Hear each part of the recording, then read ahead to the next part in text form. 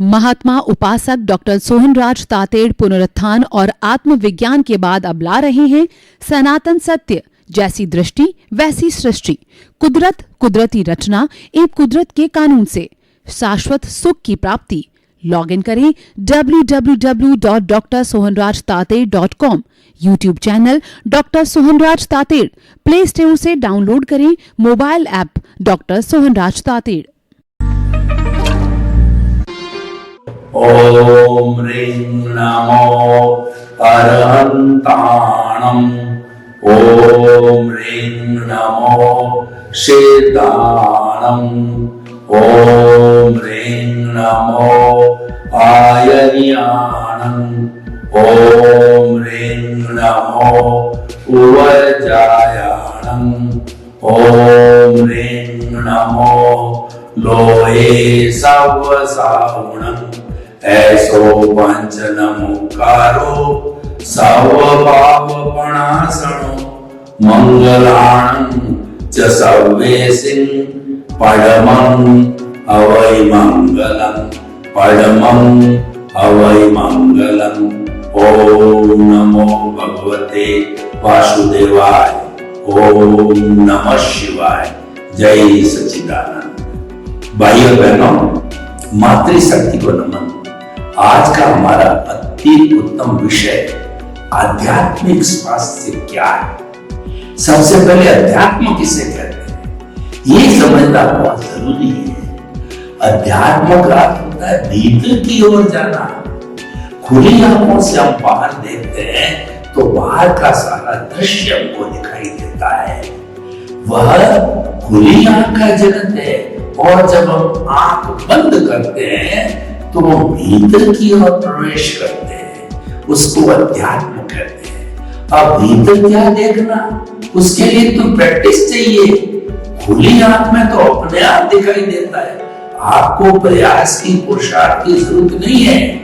लेकिन आध्यात्मिक जगत के अंदर अभ्यास के बिना आप लंबे समय तक आंख बंद करके नहीं बैठ सकते। आपको झुंझलाहट आ जाएगी और कई लोगों को चक्कर भी आ सकते हैं। भीतर का जगत है, प्रभु का जगत है। भीतर का जगत आत्मा का जगत है, और वो साम्राज्य बाहर की जगत से अनंत अनंत गुना बड़ा है। क्योंकि आंखों के देखने की अपनी सीमा है, 100 फुट, 200, 500 फुट तक देख पाती है। लेकिन भीतर जो प्रभु विराजमान है वो अनंत ज्ञान, अनंत दर्शन, अनंत शक्ति, अनंत सुख का धाम है। जब वो प्रभु इस शरीर के कारण जो कर्म बंधे हुए हैं, इससे अज्ञान से निवृत्त हो जाता है।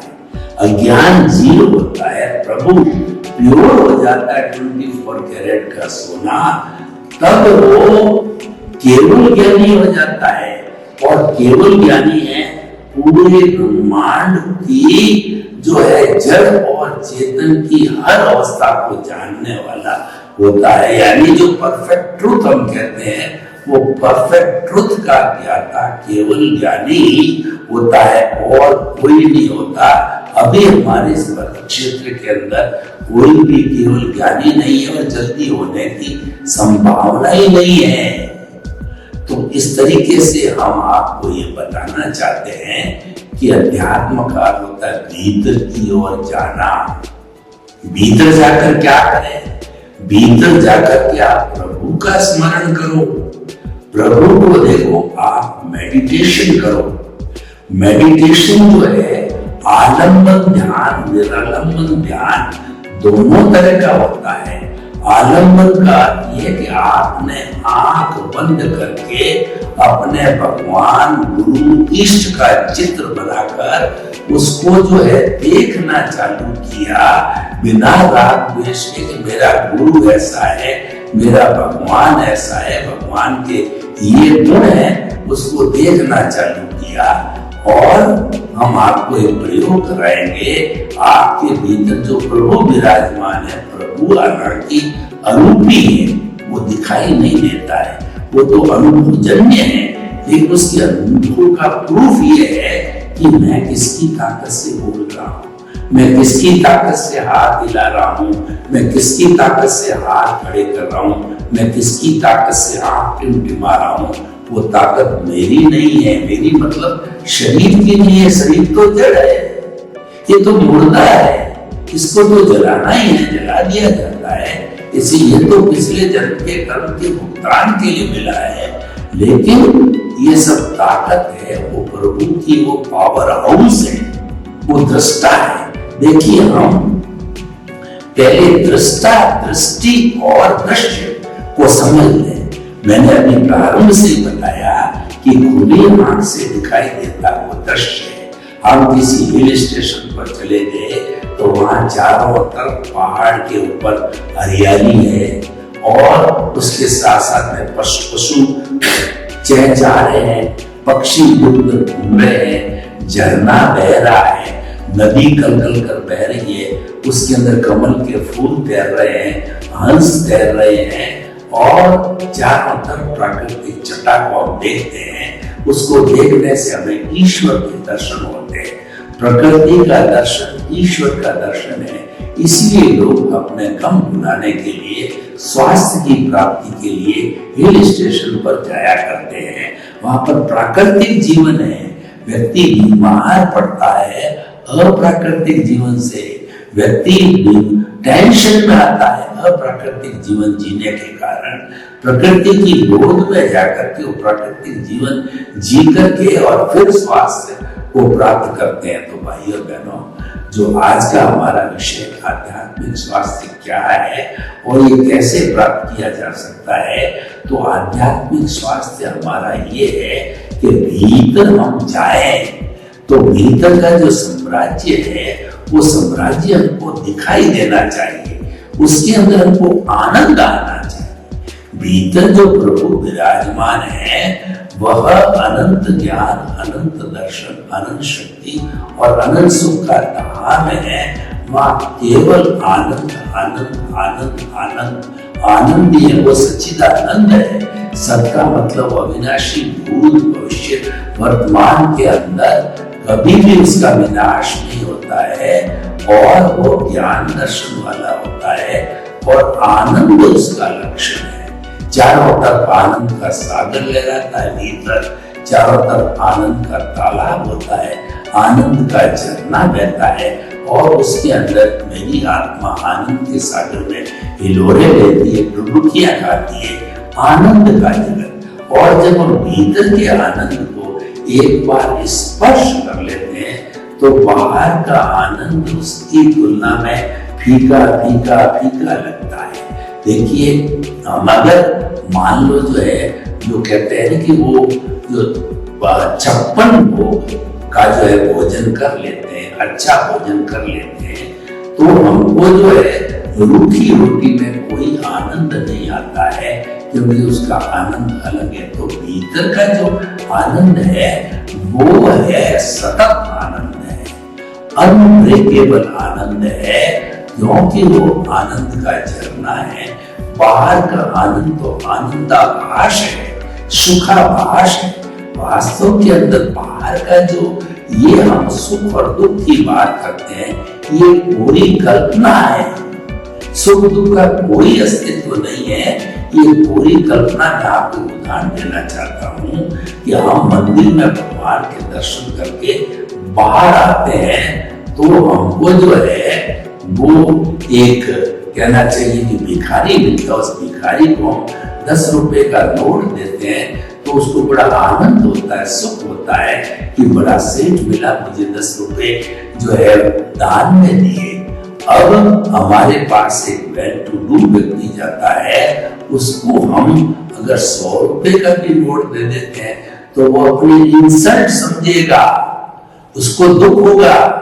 एक को 10 रुपए में सुख हो गया, दूसरे को 100 रुपए ऑफर किए तो अभी उसमें उसको दुख हो गया।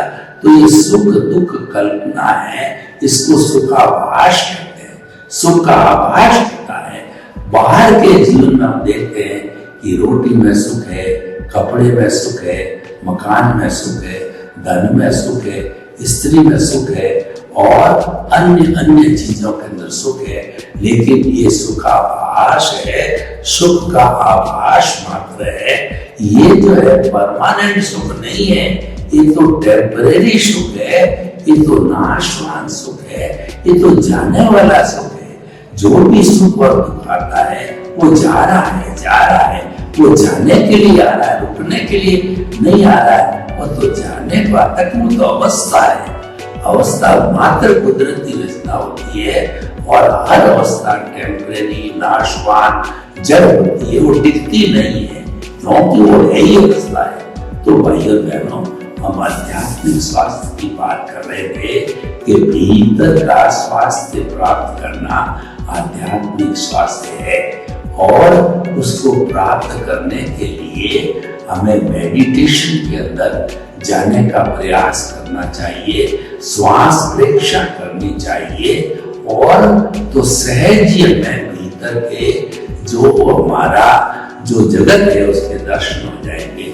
मैं आपको कुछ जो है वो एक प्रयोग करा करके भीतर ले जाता हूँ, आपको भीतर के जगत, अध्यात्म की जगत की पहचान कराता हूँ। आंखें कोमलता से बंद कर दीजिए, रीढ़ की हड्डी एंटीना की तरह सीधी, कोई अकड़न नहीं, कोई जकड़न नहीं। आप उस आसन में बैठ जाइए जिसमें आराम से आप 10-15 मिनट बैठ सके, और जो है आप दोनों हाथों की मुद्राएं कर लीजिए ध्यान मुद्रा के अंदर। अब हम जो है अपना प्रयोग प्रारंभ कर रहे हैं। सबसे पहले कायोत्सर्ग करेंगे, तो हमारे दोनों जो पैर के जो अंगूठे हैं, उन दोनों पैर के अंगूठे से लगा करके चित्त को वहां केंद्रित करें, और चित्त को ऊपर लाएं। दोनों पंजे, दोनों एड़ियां, दोनों पैर, दोनों घुटने, दोनों सातल, और जो है हमारा कमर का भाग। आप जो है ऑटो सजेशन दीजिए कि शरीर का निचला भाग शिथिल हो जाए। अब आप ऊपर चलिए, मध्य भाग, आगे का पेट का भाग, दोनों हाथ, पीछे कमर का भाग, मध्य का भाग शिथिल हो जाए। ऑटो सजेशन दीजिए। अब आप ऊपर चलिए, ऊपर सिर है, खोपड़ी है, कान है, नाक है, आंख है, दांत है, जीभ है, सब ऑटो सजेशन दीजिए कि शिथिल हो जाए। अब आप पूरे शरीर की एक एक कोशिका को ऑटो सजेशन दीजिए कि शिथिल हो जाए। अब आप अनुभव कीजिए पूरा शरीर शिथिल हो रहा है, कोई तनाव नहीं, कोई अकड़न नहीं, कोई जकड़न नहीं, कोई तनाव नहीं, कोई दुख नहीं, कोई दर्द नहीं। चारों तरफ आनंद का सागर लहरा रहा है। मेरी आत्मा आनंद के सागर में डुबकियां लगा रही है। अब आप अनुभव कीजिए कि मेरा शरीर इतना हल्का हो गया है, अपने स्थान से ऊपर उठ रहा है। चारों तरफ आनंद ही आनंद, और जो है हमारा ये कायोत्सर्ग का हिस्सा हुआ। अब हम श्वास प्रेक्षण पर आते हैं। दोनों नथुनों के बीच के अंदर जो है वो अपने इसको केंद्रित कीजिए, अपने चित्त को, पूरा शरीर, पूरा दोनों नथुनों के बीच में चित्त को स्थिर किया। अब आते जाते श्वास को लीजिए, श्वास को लंबा कीजिए, श्वास लंबा, गहरा, समतल सांस, गहरा सांस लीजिए, लंबा सांस लीजिए, लंबा सांस, गहरा सांस। श्वास दर्शन अध्यात्म दर्शन है, आध्यात्मिक स्वास्थ्य है। खूब लंबा श्वास लीजिए और गहरा सांस लीजिए, लंबा श्वास, गहरा श्वास, शिथिल श्वास। आपका श्वास एकदम लंबा हो गया है, गहरा हो गया है। श्वास प्रेक्षा कीजिए, आते जाते श्वास को देखिए, कोई प्रतिक्रिया नहीं, कोई राग नहीं, कोई द्वेष नहीं है। लंबा गहरा श्वास आ रहा है, जा रहा है। आते जाते श्वास को देखिए, श्वास आ रहा है, श्वास जा रहा है। जब श्वास लिया जाए पेट फूलना चाहिए, जब श्वास निकाला जाए पेट सिकुड़ना चाहिए। कीजिए कीजिए, श्वास रक्षा कीजिए। अब हम आगे बढ़ते हैं। अब हम अध्यात्म जगत के पुरोधा हमारे प्रभु है उसके दर्शन करते हैं। तो हमारा जो आज्ञा चक्र है, जो दर्शन केंद्र है, वहां पर एक गोला बनाइए दोनों नथुनों से। वहां चमकते हुए गुलाबी रंग के पुद्गलों को, परमाणुओं को खींचिए। वो गोला जो है दोनों प्रकृतियों के बीच में जो दर्शन केंद्र आज्ञा चक्र है, वहां पर जो है गुलाबी रंग के चमकते हुए एक गोला बनाइए परमाणुओं से। वो गोला के भीतर जाइए। ये पिनियन ग्रंथि का गोला है, ये भीतर जाने का, ये प्रभु के जगत के स्पर्श का केंद्र बिंदु है। भीतर जाइए, भीतर जाइए। कोई बड़ा महापुरुष आता है तो गेट ही गेट लगे हुए हैं, आप देखोगे गेट, गेट के आगे गेट, गेट के आगे गेट, गेट के आगे गेट आपको दूर से दिखाई देता है। 3 बड़ी चमकती हुई स्ट्रिप दिखाई देती है। रूपक के रूप में वही प्रभु है। आपने शिव भक्तों के जो ललाट के ऊपर 3 जो है वो लकीरें देखी होगी, वैसी 3 लकीरें जो है हमको दूर से दिखाई दे रही है।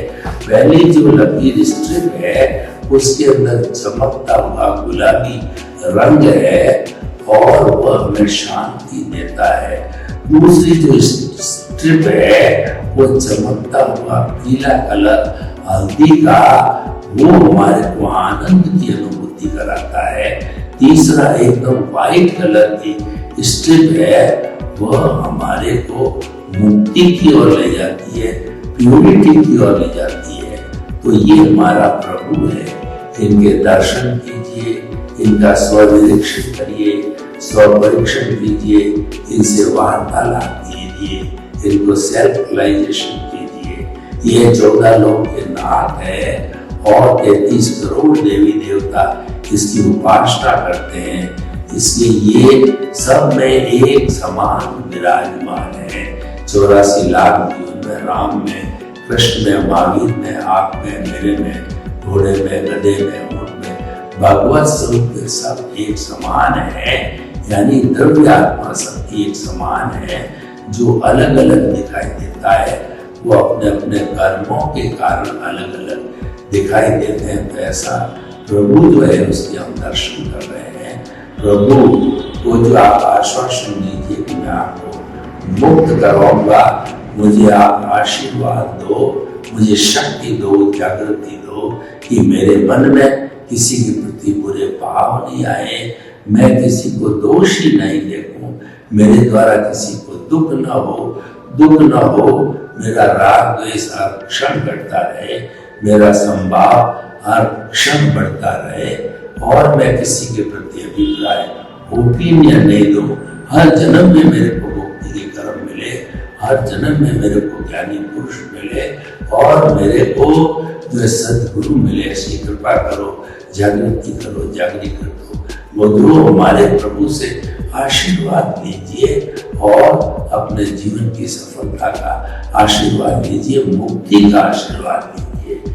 अब धीरे धीरे आप आंखों को खोलिए और अपने प्रभु के हाजिरी से ये सारा काम हुआ। तो प्रभु ने हमको आशीर्वाद दिया, वो आशीर्वाद हमारे हाथ के हथेलियों पर आ गया। उसको सिर्फ 3 बार स्थानांतरित करके उस आशीर्वाद को प्राप्त करें। भाइयों बहनों, हमने आपको आध्यात्मिक स्वास्थ्य का ये प्रयोग करा। जितना जितना भीतर आनंद पूर्वक रह सके, ये आध्यात्मिक स्वास्थ्य है। भीतर के जगत के अंदर कोई तनाव नहीं, कोई कष्ट नहीं, कोई दुख नहीं, कोई स्ट्रेस नहीं, केवल आनंद आनंद आनंद है। आपको आनंद मनुष्य के जीवन का चरम लक्ष्य है और उस आनंद की पराकाष्ठा भीतर है। आध्यात्मिक स्वास्थ्य क्यों प्राप्त करना चाहते हैं कि हमारी आत्मा की प्योरिटी बने और आत्मा अपने मूल स्वरूप को प्राप्त हो जाए। अभी हमारे भीतर जो आत्मा है वो बॉन्डेड सोल है, क्योंकि अज्ञान साथ में जुड़ा हुआ है। तो वो अज्ञान क्या है? I plus my equal to bonded soul.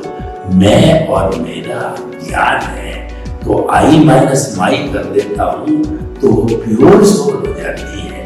तो इसको सोल को प्योर बनने के लिए अनंत ज्ञान, अनंत दर्शन, अनंत शक्ति, अनंत सुख का धाम बनाने के लिए इसके अंदर से अज्ञान को मिटाना पड़ेगा। तो अज्ञान को आपको वॉश करने के लिए आध्यात्मिक सहारा लेना पड़ता है, आध्यात्मिक स्वास्थ्य पैदा करना पड़ता है। आध्यात्मिक स्वास्थ्य हम क्यों लेते हैं? कि हमारी आत्मा को स्वतंत्र करने के लिए, मुक्ति की प्राप्ति के लिए आध्यात्मिक स्वास्थ्य की आवश्यकता होती है। उसके बाई प्रोडक्ट्स बहुत है। अगर आपको आध्यात्मिक स्वास्थ्य मिल जाता है तो बाकी के 4 स्वास्थ्य आपका physical health, mental health, emotional health और सोशल हेल्थ ऑटोमेटिकली मिल जाती है। क्योंकि हम जो बात कर रहे हैं ये पावर हाउस से स्पर्श की बात करते हैं। तो पावर हाउस का स्पर्श मतलब आध्यात्मिक ज्ञान, क्योंकि हमारी जो आत्मा है वो अध्यात्म की पुरोधा है। जब आप पावर हाउस में चले जाते हो तो आपको कोई तकलीफ ही नहीं है। वो पावर हाउस तो पूरे एरिया के अंदर बिजली देता है। ऐसा पावर हाउस हमारे भीतर जो एक कोशिका को स्वयं को पावर देता है और एक कोशिका को स्वयं पावर हाउस बना देता है। इतनी ताकत जो है हमारे इस आध्यात्मिक स्वास्थ्य की है और हमारे भीतर विराजमान शुद्ध आत्मा स्वरूप की बड़ी ताकत है। तो इसकी ताकत के समान ब्रह्मांड के अंदर कोई ताकत नहीं है जो कि आध्यात्मिक स्वास्थ्य से प्राप्त किया जाता है। और ये कहा जाता है कि जे एके जाने ते सबे जाने, जे सबे जाने ते एके जाने। जिसने एक आत्म तत्व को जान लिया उसने पूरे ब्रह्मांड को जान लिया। जिसने पूरे ब्रह्मांड को जान लिया उसने एक आत्म तत्व को जान लिया। भगवान महावीर जब साधना सीखे तो 12.5 वर्ष की तपस्या जो है अवस्था के अंदर, जो तपस्वी की अवस्था थी, जो सन्यासी की अवस्था थी, उसमें एक उद्गल यानी एक परमाणु में वो पूरा ब्रह्मांड देखते थे। वो ब्रह्मांड क्यों दिखाई देता था? वो आत्म शक्ति के द्वारा दिखाई देता था। उनकी आत्मा इतनी शुद्ध थी कि एक परमाणु में पूरा ब्रह्मांड दिखाई देता था। इसीलिए कहा गया है कि जे ब्रह्मांड के पिंडे, जे पिंडे के ब्रह्मांड। अगर ब्रह्मांड का अध्ययन करना है तो मानव जीवन का अध्ययन कर लीजिए, भीतर और बाहर का। जो भीतर का है वो आध्यात्मिक जगत है, बाहर का जो है वो लौकिक जगत है, उसका अध्ययन कर लीजिए। और वो दोनों समानांतर है। आपने अगर एक का अध्ययन कर लिया मतलब पूरे ब्रह्मांड का अध्ययन कर लिया। तो भाई और बहनों, हम आपको ये बताना चाहते हैं कि आध्यात्मिक स्वास्थ्य है ये सबसे सुप्रीम स्वास्थ्य है और इसकी प्राप्ति इसीलिए की जाती है कि अपने आप की अनुभूति करने के लिए 3 प्रश्न हमारे भीतर खड़े होते हैं दिमाग के अंदर। मैं कौन हूँ, मैं कहाँ से आया हूँ, मुझे कहाँ जाना है। तब दर्शन का जन्म होता है, तब अध्यात्म का जन्म होता है। और ये प्रश्न होते ही जो है आपके अध्यात्म की जो है वो जानकारी चालू हो जाती है। क्योंकि ये पहचानना कि मैं कौन हूँ ये सम्यक ज्ञान है और ये जगत का संचालन कौन करता है? ये सम्यक दर्शन है। और इससे जो हमारे जीवन भर जो कुछ भी घटनाएं घटित होती है, इसको कुदरती रचना जानना सम्यक तप है। जब हम सम्यक ज्ञान, सम्यक दर्शन को प्राप्त कर लेते हैं, यानी कि मैं शरीर नहीं हूँ, न इस शरीर का संचालक हूँ, इस शरीर का संचालन कुदरत करती है, व्यवस्थित शक्ति है। दुनिया का कोई भी व्यक्ति जो है कर्ता हो नहीं सकता, हर एक व्यक्ति निमित्त है। यानी हम जब निमित्त, निर्दोष, अकर्ता और शुद्ध आत्मा को जानने लग जाते हैं कि भाई हर व्यक्ति निमित्त है, और वो निमित्त होने के कारण वो निर्दोष है, क्योंकि उसको जो लाके खड़ा करती है वह तो कुदरत करती है। क्यों करती है? कि पूर्व जन्म के हिसाब का भुगतान कराने के लिए अच्छा बुरा जो भी होता है उसको खड़ा करती है। तो वो निमित्त हो गया, निर्दोष हो गया। और जब वो निमित्त है तो करता कोई व्यक्ति हो ही नहीं सकता। कुदरत क्लियर कहती है कि मैं स्वयं करता हूँ। हमने बहुत सी जगह लिखा हुआ पढ़ा होगा कि हमारी कोई ब्रांच नहीं है, केवल ये एक ही दुकान है। इसी तरह से कुदरत कहती है कि मैंने किसी को भी कर्ता बनने की पावर नहीं दी है, पावर ऑफ अटॉर्नी नहीं दी है। कर्ता मैं स्वयं हूँ और कोई कर्ता हो नहीं सकता। तो निमित्त, निर्दोष का कर्ता और शुद्ध आत्मा का फॉर्मूला लेकर के जो है हम आध्यात्मिक स्वास्थ्य को प्राप्त कर सकते हैं। सर्वे भवन्तु सुखिनः, सर्वे सन्तु निरामयाः। लोग के सब जीवों को सुख मिले, शांति मिले, आनंद मिले, प्रेम मिले, सौहार्द मिले, और सभी हम मिल करके और इस जगत को अच्छा बनाना, अपने जीवन को अच्छा बनाना आपके प्रति। महात्मा उपासक डॉक्टर सोहनराज तातेड़ पुनरुत्थान और आत्मविज्ञान के बाद अब ला रहे हैं सनातन सत्य, जैसी दृष्टि वैसी सृष्टि, कुदरत, कुदरती रचना एवं कुदरत के कानून से शाश्वत सुख की प्राप्ति। लॉग इन करें www.drsohanrajtated.com, YouTube channel doctor Sohanraj Tated, play store से डाउनलोड करें mobile app doctor Sohanraj Tated.